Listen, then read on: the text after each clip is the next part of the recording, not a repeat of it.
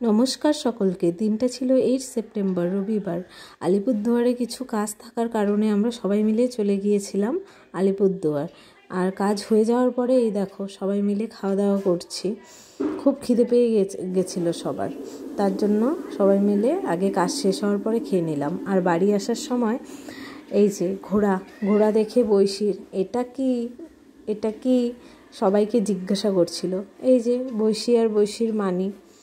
আর এখানে আমরা সবাই আনন্দ করতে করতে বাড়ি ফিরছিলাম। আর বৈশির খুব গরম লেগেছিল, তাই ওর জামা খুলে দিয়েছিলাম। আর ভিউটা খুব সুন্দর ছিল।